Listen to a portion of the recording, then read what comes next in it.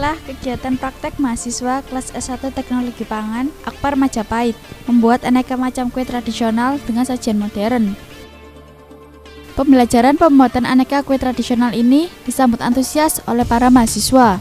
Demi memudahkan pekerjaan di dapur, mahasiswa sebanyak 16 orang dibagi menjadi 5 kelompok. Masing-masing kelompok terdiri dari 3-4 orang mahasiswa. Mahasiswa diberikan waktu selama 180 menit. Mahasiswa juga diajarkan mulai dari step by step, mulai dari menyiapkan bahan, mencetak adonan, mengukus adonan, kemudian sampai tahap akhir yaitu plating.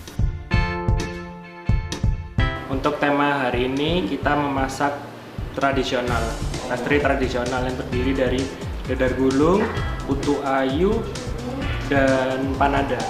Perasaan saya senang karena bisa bertemu dengan teman-teman, masak dengan teman-teman, dan juga dosennya juga baik. Kalau ditanya itu nggak mutungan, nggak gampang marah.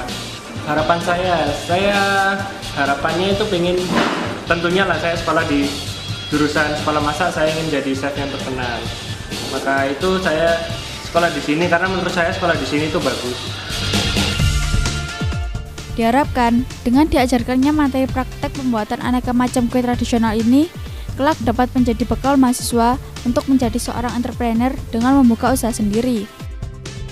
Itu tadi praktek mahasiswa Akpar Majapahit kelas S1 Teknologi Pangan.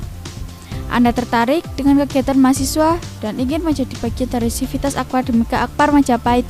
Silakan datang langsung di kampus Akpar Majapahit, Jalan Raya Jemur Sari, nomor 244 Surabaya.